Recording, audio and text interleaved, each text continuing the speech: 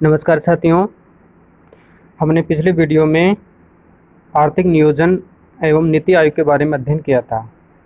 तो साथियों, आज हम राजकोषीय नीति यानी फिजिकल पॉलिसी के बारे में अध्ययन करेंगे। साथियों, मैं ये वीडियो कुछ थोड़े लंबे समय के बाद मैं डाल रहा हूँ। मेरे कुछ समस्या होने की बदौलत मैं आपके बीच में वीडियो डाल नहीं पाया, अतः मैं आज से आपके बीच कंटिन्यू क्लासेज रख रहा हूँ। तो आप बने रहिए मेरे साथ में। और अभी तक आपने मेरे YouTube चैनल आरजे चांदा अकेडमी को सब्सक्राइब नहीं किया है तो कृपया सब्सक्राइब करें, वीडियो को लाइक करें और शेयर करें। दोस्तों, आज अध्ययन करेंगे राजकोषीय नीति के बारे में, यानी फिजिकल पॉलिसी क्या होती है, यानी फिजिकल पॉलिसी को कौन बनाता है, किसके द्वारा क्रियान्वित की जाती है, करों के प्रकार क्या होते हैं, किस प्रकार से कर लगाया जाता है, बजट क्या होता है, बजट कैसे पेश किया जाता है, बजट के प्रकार क्या होते हैं, वित्त आयोग क्या होता है, वित्त आयोग का गठन कैसे किया जाता है। इन चीज़ों का अपन विस्तार से अध्ययन करेंगे।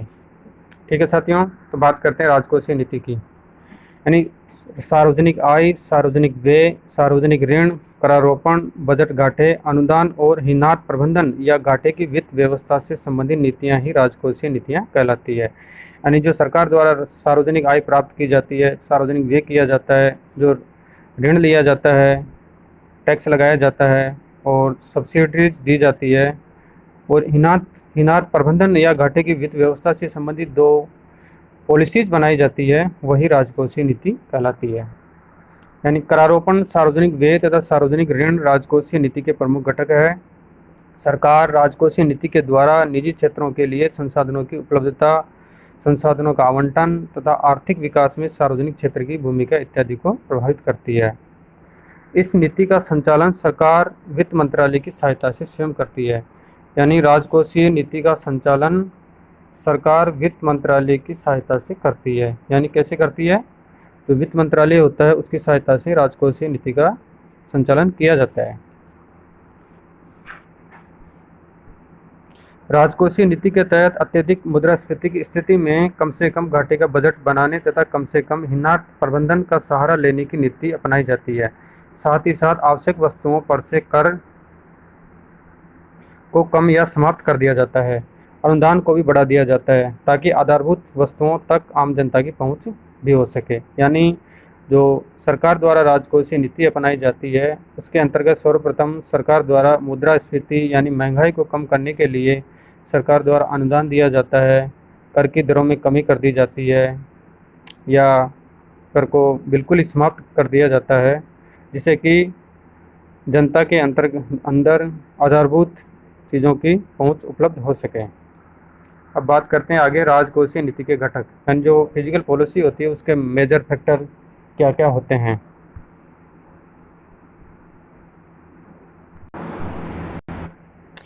राजकोषीय नीति के घटक क्या क्या होते हैं, देखिए। पहला तो होता है सरकार का बजट, यानी सरकार द्वारा बजट किस तरीके से बनाया जाता है। अगली होती है कर संरचना, यानी सरकार द्वारा जो प्रत्यक्ष और अप्रत्यक्ष कर लगाए जाते हैं उनका स्ट्रक्चर किस प्रकार का होता है, और विभिन्न प्रकार के घाटे क्या क्या होते हैं। देखिए, बजट पे बात करते हैं। पहले अपन सर्वप्रथम बजट पद्धति संसाधनों की उपलब्धता का अनुमान लगाने और फिर उन्हें एक पूर्व निश्चित प्राथमिकता के अनुसार किसी संगठन के विभिन्न कार्यकलापों के लिए आवंटित करने की एक प्रक्रिया है। यानी बजट सरकार द्वारा एक वित्तीय वर्ष के लिए बनाया जाता है। जो वित्तीय वर्ष आपको पता होगा, यानी 1 अप्रैल से लेकर 31 मार्च तक चलता है। यानी जो सरकार के क्रियाकलाप होते हैं, योजनाएं होती है, खर्चे होते हैं, प्राप्तियां होती है, उनका ब्यौरा एक निश्चित साल के लिए पहले से बना लिया जाता है, उसको अपन बजट कहते हैं। भारतीय संविधान के अनुच्छेद, यानी जो भारत का संविधान है उसके अनुच्छेद 112 के अनुसार राष्ट्रपति प्रत्येक वित्तीय वर्ष के संबंध में संसद के दोनों सत्रों, यानी संसद के दोनों सदन होते हैं, यानी लोकसभा और राज्यसभा के समक्ष भारत सरकार की उस वर्ष के लिए प्राकलित प्राप्तियों और व्ययों का विवरण रखवाएगा। यानी राष्ट्रपति द्वारा जो केंद्र सरकार द्वारा जो प्राप्तियां होती है और जो व्यय किए जाते हैं उनका विवरण सदन की मेज की पटल पर रखवाएगा, जिसे इस भाग में वार्षिक वित्तीय विवरण कहा जाता है। इस भाग को वार्षिक वित्तीय विवरण कहा जाता है। इस वार्षिक वित्तीय विवरण को ही आम बजट कहा जाता है। यानी जो राष्ट्रपति द्वारा जो रखवाया जाता है सदन की मेज पर उस वित्तीय विवरण को ही आम बजट कहा जाता है। बजट का इतिहास देखते हैं। बजट भारत में किस तरीके से पेश किया गया था, कौन इसके कमेटी के सदस्य थे, कैसे हुआ था, देखते हैं। यानी 1920-21 के दौरान ब्रिटिश रेलवे अर्थशास्त्री विलियम एकवर्थ की अध्यक्षता में 10 सदस्यीय समिति का गठन किया गया था। यानी 1920-21 के दौरान जो ब्रिटिश रेलवे अर्थशास्त्री थे यानी विलियम एकवर्थ की अध्यक्षता में 10 सदस्यीय समिति का गठन किया गया था। इसी एकवर्थ समिति की सिफारिशों को आधार बनाकर वर्ष 1924 में, यानी याद रखें कि वर्ष 1924 के अंतर्गत रेल बजट को आम बजट से अलग कर दिया गया था। यानी इससे पहले रेल बजट और आम बजट एक साथ ही पेश किए जाते थे। लेकिन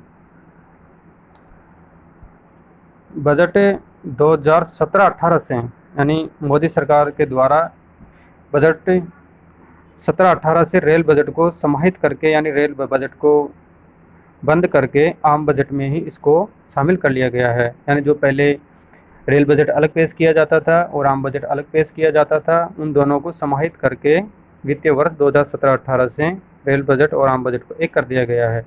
याद रखें कि एग्जाम में क्वेश्चन पूछ ले आपको कि रेल बजट कब से पेश किया जा रहा है अलग से, तो 17-18 वित्तीय वर्ष से पेश किया जा रहा है। एवं साथ ही बजट प्रस्तुत करने की तिथि में भी बदलाव कर 1 फरवरी कर दिया गया है। यानी जो सेंट्रल गवर्नमेंट द्वारा बजट पेश किया जाता है वो अब 17-18 के वित्तीय वर्ष से 1 फरवरी को पेश किया जा रहा है। याद रखें। भारत में पहला बजट, यानी जो अंग्रेज़ों का शासन था उस समय भारत में पहला बजट 18 फरवरी 1860 को जेम्स विल्सन द्वारा जो गवर्नर था यानी लॉर्ड कैनिंग के शासनकाल में प्रस्तुत किया गया था। यानी भारत में पहला बजट 18 फरवरी 1860 को लॉर्ड कैनिंग के शासनकाल में प्रस्तुत किया गया था। याद रखें। जबकि स्वतंत्र भारत का पहला बजट, यानी जो भारत का पहला बजट पेश किया गया था वो 26 नवंबर 1947 को, तारीख याद रखें कि 26 नवंबर 1947 को तत्कालीन वित्त मंत्री आर के षणमुखम चेट्टी, जो उस समय भारत आज़ाद हुआ था उस वक्त तत्कालीन वित्त मंत्री आर के षणमुख चेट्टी द्वारा प्रस्तुत किया गया था। याद रखें कि आपको क्वेश्चन पूछ ले कि स्वतंत्र भारत का पहला बजट कब पेश किया गया था, तो 26 नवंबर 1947 को वित्त मंत्री आर के षणमुखम चेट्टी द्वारा प्रस्तुत किया गया था। अब बात करते हैं केंद्रीय बजट में 3 लगातार वर्षों की प्राप्तियों और व्यय का विवरण होता है। जो सेंट्रल गवर्नमेंट द्वारा बजट पेश किया जाता है उसके अंतर्गत 3 वित्तीय वर्षों का विवरण होता है, जिसमें प्राप्तियों का विवरण भी होता है और जो व्यय सरकार द्वारा किए गए हैं, चाहे वो राजस्व व्यय हो चाहे पूंजीगत व्यय हो, उनका उल्लेख होता है। अब इसमें पहला क्या होता है कि आगामी वित्तीय वर्ष के लिए बजट अनुमान लगाया जाता है। पहला तो जो आगामी वित्तीय वर्ष है उसके लिए बजट अनुमान लगाया जाता है। जैसे 1 अप्रैल 2023 को बजट वित्तीय वर्ष नया शुरू हुआ है, तो 1 अप्रैल 2023 से लेकर 31 मार्च 2024 तक का वित्तीय वर्ष के लिए बजट का अनुमान लगाया जाता है। और उससे पहले वित्तीय वर्ष था जस्ट, तो चालू वित्तीय वर्ष के संशोधित अनुमान लगाए जाते हैं, कितनी प्राप्तियां हुई, और लास्ट में है पिछले वर्ष के वास्तविक प्राप्तियां और व्यय का अनुमान लगाया जाता है। अब साथियों बात करते हैं बजट के प्रकार। बजट कितने प्रकार का होता है साथियों? बजट 5 प्रकार का होता है। देखिए, पहला तो होता है जेंडर बजटिंग, यानी इसको लैंगिक बजट भी कहते हैं। अगला है शून्य आधार बजटिंग, आउटकम बजट और निष्पादन बजट, और लास्ट है एक समान मद बजट। अभी अपन इसका विस्तार से अध्ययन करेंगे बजट के प्रकारों का। यानी पहला है एक समान मद बजट का।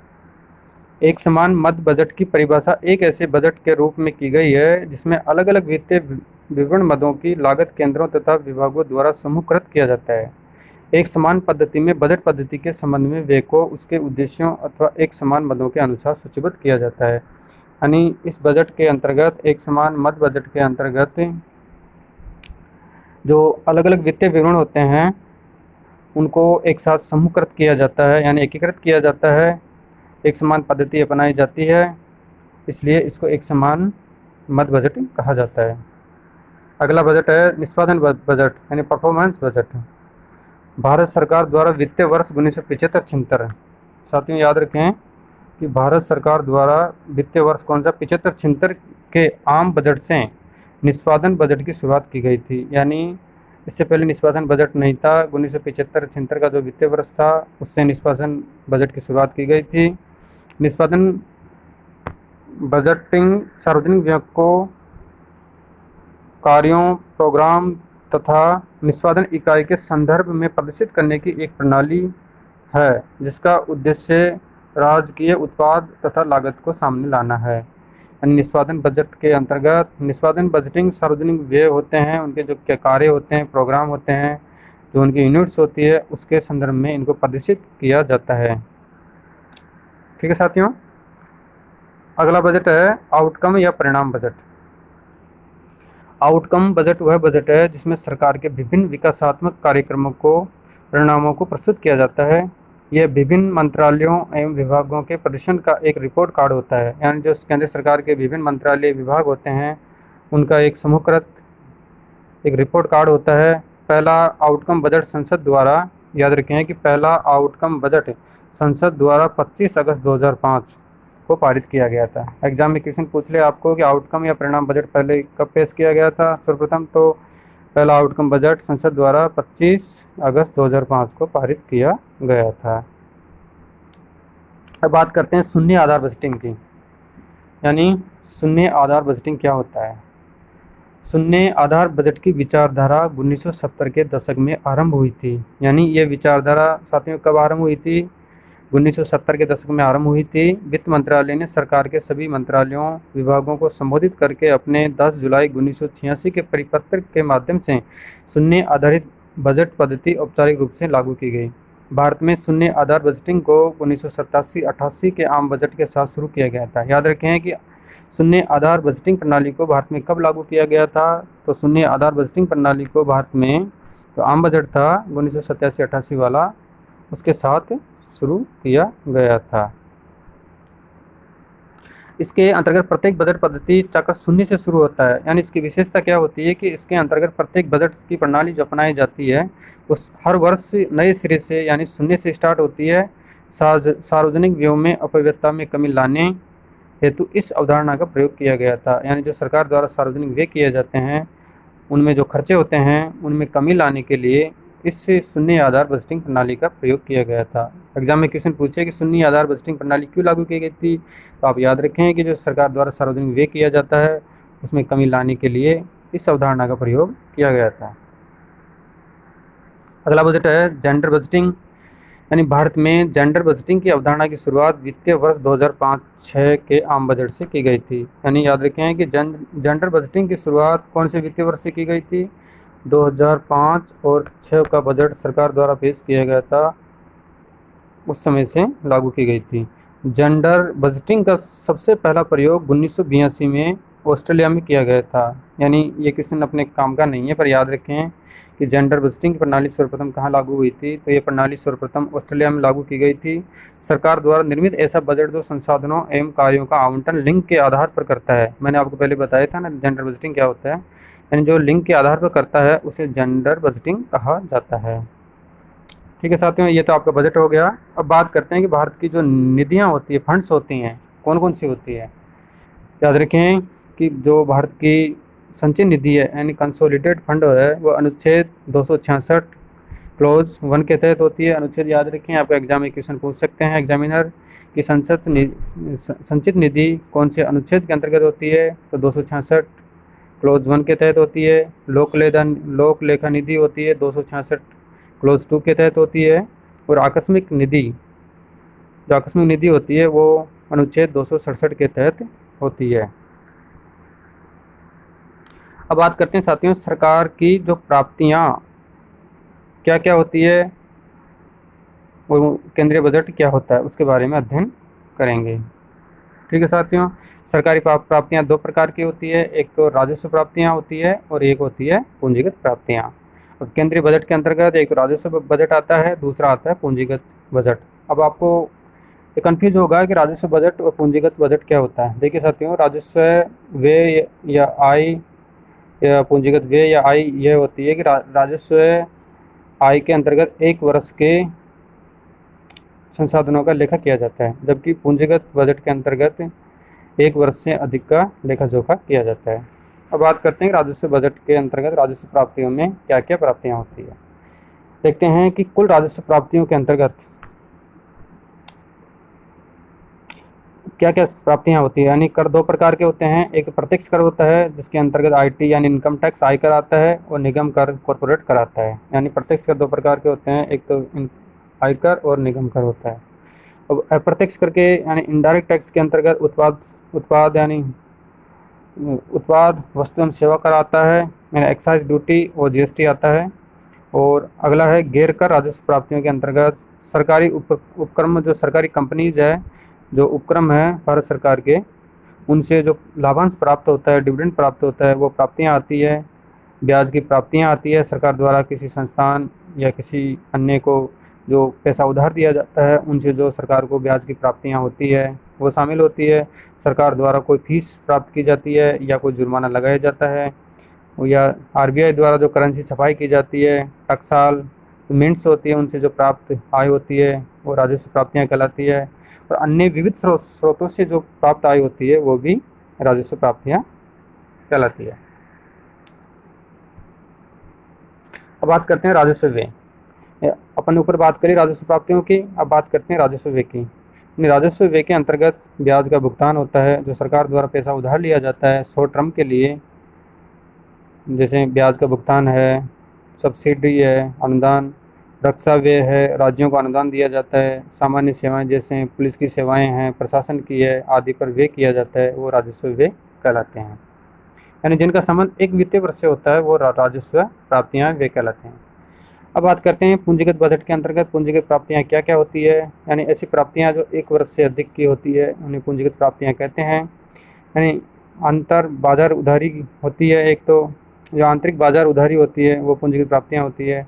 विदेशी ऋण, यानी जो भारत सरकार द्वारा विदेशों को ऋण दिया गया है या कोई सहायता दी गई है, ऋण वसूली है, कोई विदेशियों द्वारा भारत की कंपनियों में या संस्थानों में कोई निवेश किया गया है, इन्वेस्टमेंट किया गया है, वो पूंजीगत प्राप्तियां होती है। अब पूंजीगत व्यय क्या होते हैं देखो।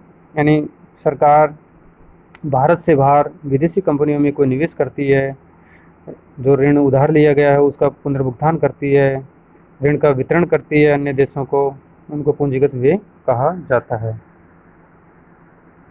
अब बात करते हैं कि व्यय कितने प्रकार के होते हैं। देखिए साथियों, व्यय होते हैं भारत सरकार द्वारा जो खर्चा किया जाता है वो दो प्रकार के होते हैं। एक तो होता है योजनागत व्यय और एक गैर योजनागत व्यय, यानी planning expenses and non planning expenses. ये केंद्रीय बजट, दोस्तों याद रखें कि केंद्रीय बजट 2016-17 में वित्तीय वर्ष 17-18 से योजनागत एवं गैर योजनागत व्यय के वर्गीकरण को खत्म करने का फैसला लिया गया है। इसके स्थान पर राजस्व व्यय और पूंजीगत व्यय के वर्गीकरण का उपयोग किया गया है। यानी सेंट्रल गवर्नमेंट द्वारा बजट 2016-17 से, यानी सेंट्रल गवर्नमेंट द्वारा जो बजट पेश किया गया 16-17 वाला, आगामी वित्तीय वर्ष 17-18 से यह फैसला लिया गया है कि सरकार द्वारा जो व्यय किए जाते हैं योजनागत और गैर योजनागत, उनको समाप्त करके इनको राजस्व व्यय और पूंजीगत व्यय के अंतर्गत बांटा गया है। अब बात करते हैं कुल सरकारी व्यय क्या होता है। यानी राजस्व व्यय प्लस पूंजीगत व्यय, यानी जो राजस्व व्यय किया जाता है प्लस पूंजीगत व्यय किया जाता है वो कुल सरकारी व्यय कहलाता है। अब राजस्व व्यय क्या होता है देखो। राजस्व व्यय से अभिप्राय सरकार द्वारा एक वित्तीय वर्ष में किए जाने वाले अनुमानित व्यय से अभिप्रेरित है। मैंने बताया था आपको पहले कि राजस्व व्यय एक वित्तीय वर्ष से संबंधित होता है। इसके अंतर्गत ब्याज की अदायगी होती है, जो इंटरेस्ट होता है उसका रीपेमेंट होता है, अनुदान, राज्यों को अनुदान, सरकार द्वारा दी जाने वाली वृद्धावस्था पेंशन, यानी जो सरकार द्वारा सिटीजन या सीनियर सिटीजन्स को जो पेंशन दी जाती है, और जो सैलरी दी जाती है कर्मचारियों को, और छात्रवृत्ति दी जाती है, आदि राजस्व व्यय के अंतर्गत आती है। अब बात करते हैं पूंजीगत व्यय की। पूंजीगत व्यय के अंतर्गत सरकार का वह व्यय जिससे या तो संपत्तियों में वृद्धि हो या फिर जो लायबिलिटीज होती है यानी दायित्व होता है, देयताएं होती है, में कमी आए, पूंजीगत व्यय कहलाता है। यानी सीधा सा फंडा है कि यदि संपत्तियों में वृद्धि होगी तो दायित्वों में ऑटोमेटिक कमी हो जाएगी, ये पूंजीगत व्यय कहलाता है। अब बात करते हैं पूंजीगत व्यय पूंजी निवेश के रूप में गैर आवर्ती प्रकार के व्यय होते हैं। यानी ये गैर आवर्ती प्रकार के व्यय होते हैं, जैसे निवेश, ऋण भुगतान, ऋण वितरण, शेयरों की खरीद, भूमि, भवन, मशीनों और उपकरणों पर व्यय पूंजीगत व्यय कहलाते हैं। ठीक है साथियों, अब बात करते हैं भारत में कर संरचना की। यानी भारत में कर कैसे लगाया जाता है, किस स्तर पर लगाया जाता है, कितने स्तर होते हैं इसके, करों के प्रकार क्या होता है, कराघात करापात क्या होता है, किसके ऊपर डाला जाता है, इन चीज़ों का अपन विस्तार से अध्ययन करेंगे। देखो, संविधान के अनुच्छेद 1 के अनुसार भारत राज्यों का संघ है। भारत में सरकार के 3 स्तर होते हैं। पहला तो होता है केंद्रीय सरकार, दूसरा होता है राज्य सरकार, तीसरा होता है स्थानीय सरकार, जो अपनी लोकल बॉडीज होती है, यानी स्थानीय सरकारें होती है। भारत में कर के अधिकारों का केंद्रीय और राज्य सरकारों के बीच स्पष्ट विभाजन किया गया है। यानी यह स्पष्ट विभाजन वित्त आयोग के माध्यम से किया गया है, जिसका अध्ययन अपन आगे पढ़ेंगे, वित्त आयोग का विस्तृत अध्ययन करेंगे। अब बात करते हैं करारोपण की विधियां। जो टैक्सेशन लगाया जाता है उस किस विधि के अंतर्गत लगाया जाता है, कैसे लगाया जाता है। देखो, किसी भी अर्थव्यवस्था में करारोपण अथवा कराधान सरकार द्वारा स्वयं के पक्ष में किसी नागरिक से उसकी आय पर, संपत्ति पर अथवा उसकी आर्थिक गतिविधियों पर लगाए गए कर को वसूले जाने की प्रक्रिया होती है। यानी जो भारत देश में जो व्यक्ति होता है या बाहर होता है, जो उसको इनकम प्राप्त होती है, उसमें सरकार के संचालन के लिए उसकी आय पर या संपत्ति पर या उसकी अन्य आर्थिक गतिविधियों पर जो उसको इनकम प्राप्त होती है, उस पर सरकार द्वारा एक निश्चित दर से टैक्स लगाया जाता है। उसको करारोपण की विधियां कहा जाता है। अब देखिए इनकी विधियां क्या है। देखो, इनकी विधियां होती है, एक तो प्रतिगामी कर प्रणाली होती है, एक आनुपातिक कर प्रणाली होती है, और अगला होता है प्रगतिशील या प्रगामी कर प्रणाली। प्रतिगामी कर प्रणाली के बारे में अध्ययन करते हैं। देखो, यदि कर की दर आय में वृद्धि के साथ क्रमशः घटती जाए, यानी जब किसी व्यक्ति की कर की दर में आय में वृद्धि के साथ क्रमशः घटती जाए, उसे प्रतिगामी कर प्रणाली कहते हैं। यानी प्रतिगामी कर प्रणाली में करों का भार धनी वर्ग की अपेक्षा निर्धन वर्ग पर अधिक पड़ता है। साथियों, याद रखें कि प्रतिगामी कर प्रणाली क्या होती है।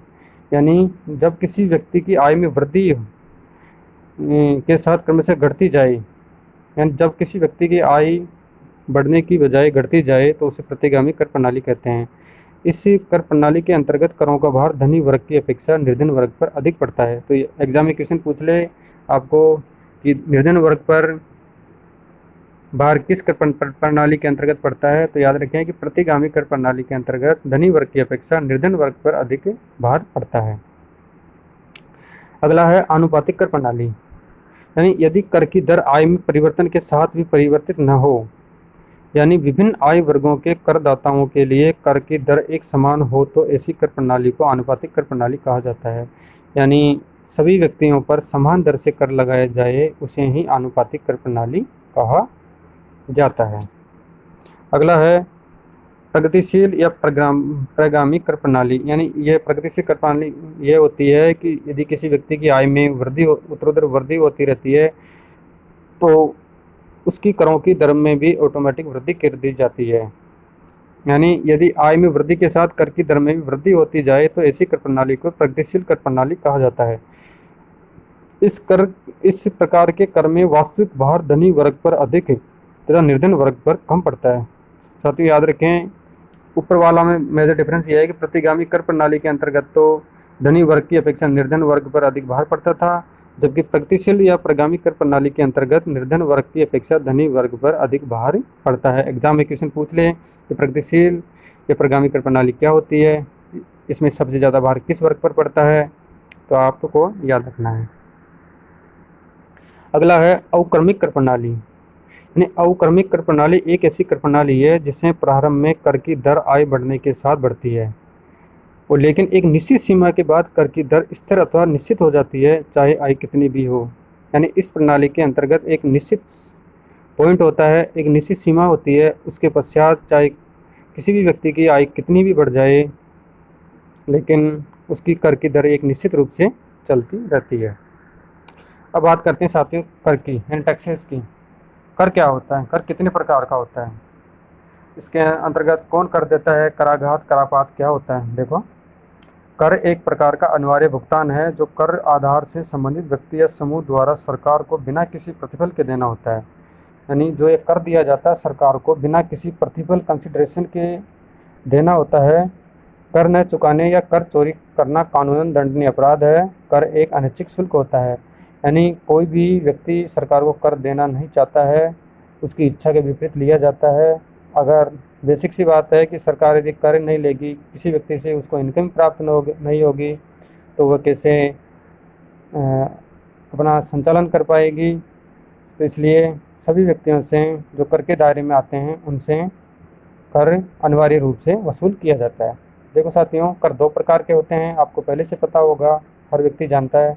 एक तो होता है डायरेक्ट टैक्स और दूसरा होता है इनडायरेक्ट टैक्स है, यानी प्रत्यक्ष कर और अप्रत्यक्ष कर। अपन अध्ययन करेंगे प्रत्यक्ष कर में क्या होता है, अप्रत्यक्ष कर के अंतर्गत क्या होता है। देखिए, प्रत्यक्ष कर की स्थिति में कराघात एवं करापात एक ही व्यक्ति पर पड़ता है। देखो साथियों, जो डायरेक्ट टैक्स होता है उसमें प्रत्यक्ष कर एक ही व्यक्ति द्वारा दिया जाता है। जैसे मान के चलो कि आप कोई सैलरीड पर्सन हो या कंपनी में शेयर होल्डर हो, तो आपकी जो इनकम होगी उस पर टैक्स सरकार द्वारा लिया जाएगा, आयकर लिया जाएगा या निगम कर या संपत्ति कर, तो आपको स्वयं ही आपकी इनकम पर देना होगा। उस कर को आप अन्य व्यक्ति पर टाल नहीं सकते हो। तो इसके अंतर्गत कराघात एवं करापात एक ही व्यक्ति पर होता है। अब बात करते हैं प्रत्यक्ष कर के प्रकार। देखिए, प्रत्यक्ष कर 3 प्रकार का होता है। एक तो होता है इनकम टैक्स, निगम कर और संपत्ति कर। इनकम टैक्स अपनी इनकम पर लगता है, जो अभी इसकी रेट 5 लाख 7 लाख के लगभग है। पहले 5 लाख थी, इस वित्तीय वर्ष से बढ़ा के 7 लाख कर दी गई है। और निगम कर जो अपनी कंपनी के अंतर्गत अपने शेयर्स होते हैं उन पर अपन को जो डिविडेंड मिलता है, इंटरेस्ट मिलता है, उन पर सरकार द्वारा कॉर्पोरेट टैक्स लगाया जाता है। और संपत्ति कर के अंतर्गत भारत में संपत्ति कर सर्वप्रथम 1957 में केल्डार्ट आयोग की संस्तुति पर लगाया गया था। दोस्तों याद रखें कि भारत में सर्वप्रथम संपत्ति कर कब लगाया गया था, यानी 1957 में केल्डार्ट आयोग की संस्तुति पर लगाया गया था। लेकिन संपत्ति कर को 2015-16 के बजट से समाप्त कर दिया गया है, यानी 15-16 के आम बजट के पश्चात संपत्ति कर नहीं लगाया जा रहा है। याद रखें कि एग्जाम में क्वेश्चन पूछे कि संपत्ति कर को कब से समाप्त कर दिया गया है और कब से लागू किया गया था, तो इसको 1957 से लागू किया गया था तथा बजट 15-16 के आम बजट से इसको समाप्त कर दिया गया है। अब अगला है उपहार कर। ये प्रत्यक्ष कर के पार्ट हैं। उपहार कर सर्वप्रथम 1957 में लगाया गया था और इसकी सीमा 50,000 तक है, यानी कोई भी व्यक्ति अपने रिश्तेदारों या अन्य व्यक्तियों को 50,000 की सीमा के अंतर्गत ही उपहार दे सकता है। उसके पश्चात उस पर उपहार कर सरकार द्वारा अधिरोपित किया जाता है। अगला है पूंजी लाभ कर। जो अपनी पूंजी होती है उस पर जो लाभ प्राप्त होता है उसको पूंजी लाभ कर कहा जाता है। फ्रिंज लाभ कर, इसे 1 अप्रैल 2009 से समाप्त कर दिया गया है। याद रखें कि जो फ्रिंज प्रॉफिट टैक्स था उसको 1 अप्रैल 2009 से सरकार द्वारा समाप्त कर दिया गया है। अगला है प्रतिभूति विनिमय कर, यानी जो सेबी होता है, जो अपन शेयर मार्केट में जो पैसा लगाया जाता है उसके व्यवहारों पर जो आय प्राप्त होती है उन पर यह प्रतिभूति विनिमय कर लगाया जाता था। इसकी शुरुआत 1 अक्टूबर 2004 से हुई है। एग्जाम में क्वेश्चन पूछे कि प्रतिभूति विनिमय कर की शुरुआत कब हुई है, इसकी शुरुआत 1 अक्टूबर 2004 से हुई है। ठीक है साथियों, अब बात करते हैं अगले पॉइंट की, प्रत्यक्ष कर की। ऊपर बात कर ली अपन ने डायरेक्ट टैक्स की। डायरेक्ट टैक्स में क्या कौन कौन से टैक्स आते हैं? इनकम टैक्स आता है, उपहार कर आता है, निगम कर आता है, पूंजी कर आता है, फ्रिंज कर आता है, प्रतिभूति विनिमय कर आता है। अब अप्रत्यक्ष कर के अंतर्गत क्या होता है, देखो, ऐसे करों को अप्रत्यक्ष कर कहा जाता है जिनका मौद्रिक भार दूसरों पर डाला जाता है, यानी इस कर के अंतर्गत कराघात एवं करापात अन्य व्यक्तियों पर डाला जाता है। प्रत्यक्ष कर में तो कराघात एवं करापात एक ही व्यक्ति पर डाला जाता था, जबकि अप्रत्यक्ष कर के अंतर्गत कर भार अन्य व्यक्तियों पर डाला जाता है। अब बात करते हैं अप्रत्यक्ष कर के प्रकार, यानी जो इनडायरेक्ट टैक्सेज होते हैं वो कौन कौन से होते हैं। देखो, एक तो होता है एक्साइज ड्यूटी, एक अगला होता है कस्टम ड्यूटी, यानी इसको सीमा शुल्क उत्पाद कर बोलते हैं। अगला सर्विस टैक्स सेवा कर होता है। संशोधित मूल्य वर्धित कर, वैट, केंद्रीय बिक्री कर और जीएसटी, यानी इन करों को समाहित करके अब नया कर, अप्रत्यक्ष करों का नया कर जीएसटी बना दिया गया है। गुड्स एंड सर्विस टैक्स, इसकी शुरुआत संपूर्ण देश में 1 जुलाई 2017 से हुई थी। तो याद रखें, जीएसटी का क्वेश्चन आ सकता है कि जीएसटी की शुरुआत कब से की गई है, क्यों की गई है। क्योंकि जो अप्रत्यक्ष करते अलग अलग प्रकार के, इनको एक जगह समाहित करके सभी को मिला के जीएसटी की शुरुआत की गई थी और इसकी शुरुआत 1 जुलाई 2017 से की गई थी। यानी 1 जुलाई 2017 से संपूर्ण देश में जीएसटी लागू कर दिया गया है। इन करों के अलावा सरकार द्वारा अन्य कर भी आरोपित किए जाते हैं, जैसे अधिभार सेस लगाया जाता है, उपकर, कृषि कल्याण उपकर, स्वच्छ भारत उपकर, ये कर भी अप्रत्यक्ष करों के अंतर्गत शामिल होते हैं। ये सेस से कंपनी में जो लाभ होता है उनके ऊपर लगाया जाता है, जिसके अंतर्गत जो सरकार द्वारा रेट फिक्स की जाती है उसके हिसाब से सेस लगाया जाता है, जो इनकम टैक्स देने के बाद में भी उस बची हुई राशि पर सेस लगाया जाता है। अब नए कर अभी लेटेस्ट जोड़े गए हैं, कृषि कल्याण उपकर और स्वच्छ भारत उपकर, इन पर भी टैक्स लगाया जाता है। अब बात करते हैं आगे घाटे की विभिन्न अवधारणाएं, यानी जो घाटा होता है उसके विभिन्न वेरियस कंसेप्ट व प्रकार क्या क्या होते हैं, देखते हैं। घाटे के प्रकार, घाटे का 3 प्रकार के आधार पर वर्णन किया गया है। पहला तो है वित्त के आधार पर किया जाता है, दूसरा विनिमय के आधार पर किया गया है, तीसरा है अन्य आधार पर। ठीक है साथियों। अब वित्त के आधार पर घाटा 2 प्रकार का होता है, एक तो होता है बजट घाटा और अगला होता है मौद्रिक घाटा। अब बजट घाटा होता है जो तो राजकोषीय नीति का भाग होता है, जबकि ये मौद्रिक घाटा आरबीआई द्वारा बनाया जाता है। अब अन्य आधार पर देखें तो एक तो होता है क्रियात्मक घाटा और अगला होता है मौद्रीकृत घाटा। अब बात करते हैं विनिमय आधार की। विनिमय आधार के अंतर्गत एक तो राजस्व घाटा आता है, एक प्रभावी घाटा आता है, एक राजकोषीय घाटा आता है।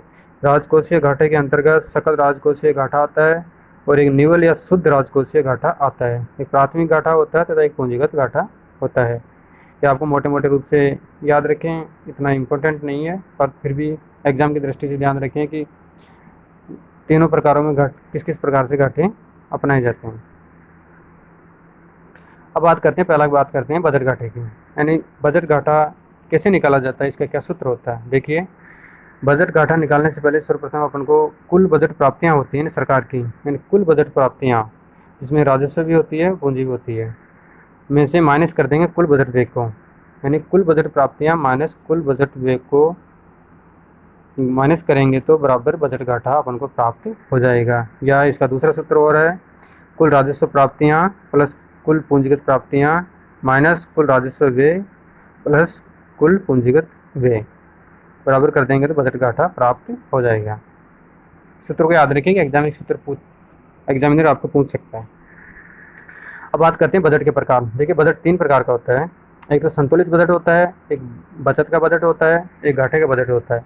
यानी एक तो संतुलित बजट तो वो होता है जिसमें बजट प्राप्तियां बराबर बजट व्यय बराबर होते हैं, यानी सरकार को ना तो लॉस होता है ना हानि होती है, यानी जितनी प्राप्तियां हुई है उतना ही सरकार द्वारा व्यय कर दिया गया है, वो तो होता है संतुलित बजट। ये ही सरकार के लिए पॉजिटिव होता है। अधिकांश सरकारें संतुलित बजट बनाने का प्रयास करती है, लेकिन ऐसा ज़रूरी नहीं है कि हमेशा संतुलित बजट ही प्राप्त हो। अब बचत का बजट क्या होता है, देखिए, अगर बजट प्राप्तियां ज़्यादा है बजट व्यय से, यानी प्राप्तियां ज़्यादा हुई है और बजट व्यय कम हुआ है तो बचत का बजट होता है। और इसके विपरीत घाटे का बजट, जैसे बजट प्राप्तियां कम है तथा बजट व्यय ज़्यादा हुआ है तो वो घाटे का बजट होगा। अगला है राजस्व घाटा। अब राजस्व घाटा, ऊपर बात की थी अपने बजट घाटे की, अब राजस्व घाटा कैसे निकालेंगे। देखो, राजस्व घाटा के अंतर्गत राजस्व व्यय माइनस राजस्व प्राप्तियों को घटाएंगे, यानी जो राजस्व व्यय हुआ है उसमें से राजस्व प्राप्तियां कितनी हुई है उनको माइनस करने के पश्चात में राजस्व घाटा प्राप्त होता है। यानी राजस्व व्यय तो मान के चलो अपना 60 लाख हुआ है और राजस्व व्यय अपना 60 लाख हुआ है तथा राजस्व प्राप्तियां 50 लाख हुई है तो 10 लाख का राजस्व घाटा प्राप्त होगा। और राजस्व घाटा एक दूसरे तरीके से निकाला जाता है कि राजस्व व्यय ज़्यादा है राजस्व प्राप्तियों से तो ऑटोमेटिक है राजस्व घाटा प्राप्त होगा। अगला है प्रभावी राजस्व घाटा। प्रभावी राजस्व घाटा निकालने का सूत्र है राजस्व व्यय माइनस पूंजीगत संपत्तियों के सृजन हेतु अनुदान माइनस राजस्व प्राप्तियां। अगला है प्रभावी राजस्व घाटा माइनस पूंजीगत संपत्तियों के सृजन हेतु अनुदान, यानी इन दोनों सूत्र के माध्यम से प्रभावी राजस्व घाटा निकाला जा सकता है। अगला है राजकोषीय घाटा। इस घाटे की अवधारणा 1985 में मौद्रिक पद्धति के क्रियान्वयन पर गठित सुखमय चक्रवर्ती समिति ने प्रस्तुत की थी। यानी राजकोषीय घाटे की संस्तुति सुखमय चक्रवर्ती समिति ने प्रस्तुत की थी। कब की थी? इसका कंसेप्ट कब से लागू किया गया था? 1985 से इसको लागू किया गया था। अब राजकोषीय घाटा निकालने का सूत्र है कुल सार्वजनिक व्यय माइनस कुल सार्वजनिक आय। अब कुल सार्वजनिक आय के अंतर्गत उधार एवं अन्य देयताओं को छोड़कर, यानी उधार जो सरकार द्वारा दी जाती है और अन्य अदर लाइबिलिटीज होती है उनको छोड़कर राजस्व घाटा प्राप्त किया जाता है। ठीक है साथियों, अब बात करते हैं राजस्व घाटे के दो प्रकार होते हैं, यानी कितने प्रकार के होते हैं। राजस्व घाटा दो प्रकार से निकाला जाता है। एक तो होता है सकल राजकोषीय घाटा, यानी जो ग्रोस होता है वो राजकोषीय घाटा कैसे निकालते हैं, तथा एक होता है शुद्ध यानी निव्वल राजकोषीय घाटा। अगला है प्राथमिक घाटा, यानी चालू वर्ष के राजकीय घाटे और पहले से ली गई उधारियों पर ब्याज भुगतान के अंतर को प्राथमिक घाटा कहते हैं। यानी जो चालू वित्तीय वर्ष होता है उसके अंतर्गत राजकीय घाटे और पहले से ली गई उधारियों पर ब्याज भुगतान के अंतर को, यानी इनके अंतर्गत ऊपर सूत्र बताया था ना आपको कि ब्याज भुगतान घटा दिया जाता है, इनके अंतर को ही प्राथमिक घाटा कहा जाता है। अर्थात यदि राजकोषीय घाटे में से ब्याज भुगतान को घटा दिया जाए तो प्राथमिक घाटा प्राप्त होता है। अब प्राथमिक घाटा का सूत्र है राजकोषीय घाटा माइनस ब्याज भुगतान, तथा राजकोषीय घाटे का सूत्र है प्राथमिक घाटा प्लस ब्याज का भुगतान। कर देंगे तो राजकोषीय घाटा प्राप्त हो जाएगा, और यदि माइनस कर देंगे राजकोषीय घाटे में से ब्याज भुगतान को तो प्राथमिक घाटा प्राप्त हो जाएगा। अगला है मौद्रिकत घाटा। दोस्तों आपको पिछले वीडियो में बताया था कि मौद्रिकत नीति, राजकोषीय नीति तो केंद्र सरकार द्वारा अपनाई जाती है तथा मौद्रिक नीति RBI द्वारा अपनाई जाती है। अब राजकोषीय घाटे का वह भाग जिसकी आपूर्ति सरकार द्वारा भारतीय रिजर्व बैंक के माध्यम से सामान्यतया या तो कर्ज लिया जाता है या नए नोटों का निर्गमन या सिक्कों का निर्गमन किया जाता है मार्केट में, उसे ही मौद्रिकत घाटा कहा जाता है। अगला है क्रियात्मक घाटा। इसे स्फीति समायोजित राजकोषीय घाटा भी कहा जाता है। यानी क्रियात्मक घाटे को एग्जाम में आपको क्वेश्चन पूछा जाए कि क्रियात्मक घाटे को क्या कहा जाता है, तो इसे स्फीति समायोजन घाटा भी कहा जाता है।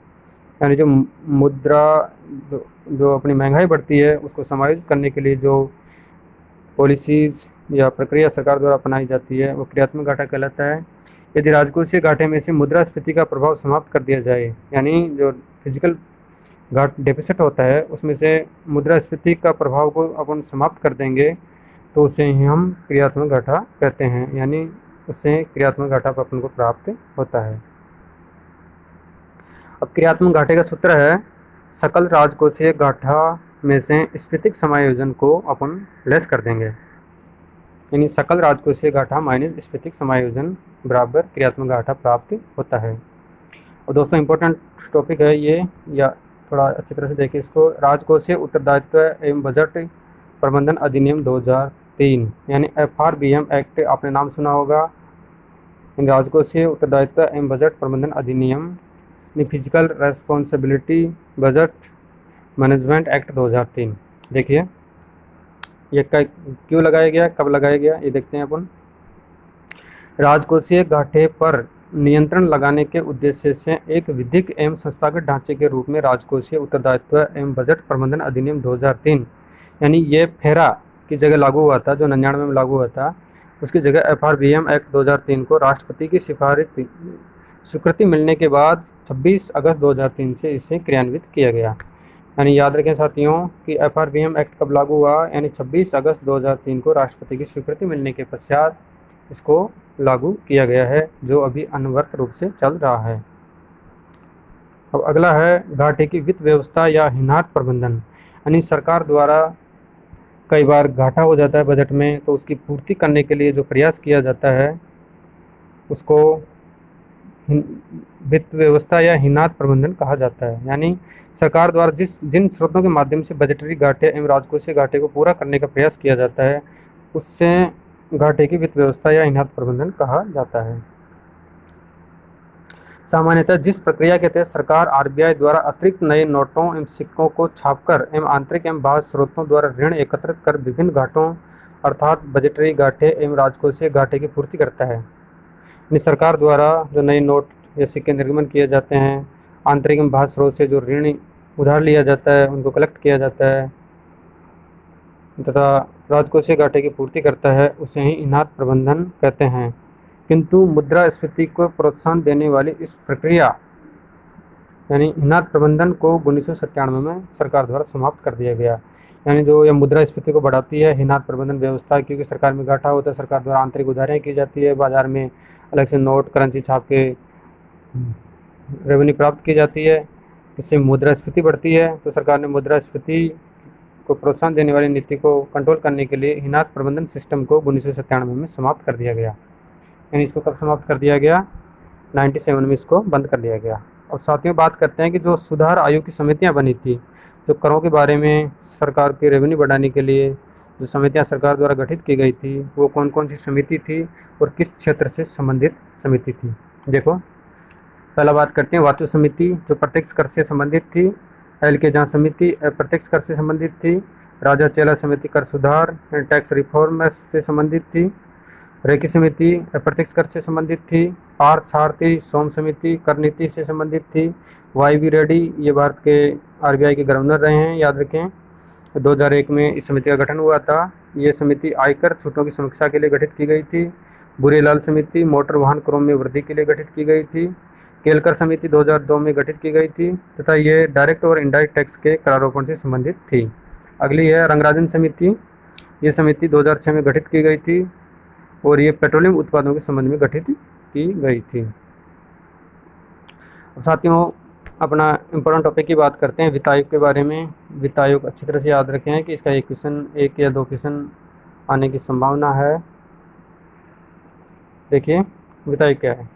संविधान के अनुच्छेद 280 के तहत, यानी जो अपना इंडिया का कॉन्स्टिट्यूशन है, इसके अनुच्छेद आर्टिकल 280 के तहत राष्ट्रपति प्रत्येक 5 वर्ष बाद, यानी याद रखें कि वित्त आयोग का गठन कितने साल बाद होता है। सरकार सामान्यतः 5 वर्ष बाद में इसका गठन करती है, लेकिन सरकार की आवश्यकता के अनुसार पहले भी कर सकती है, बाद में भी कर सकती है, वो सरकार का इश्यू होता है।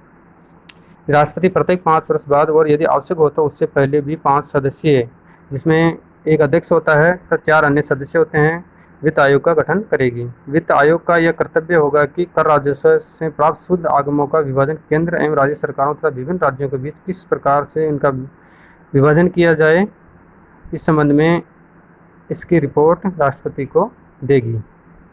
दोस्तों, अब बात करते हैं कि अभी वर्तमान में अपना कौन सा वित्त आयोग चल रहा है।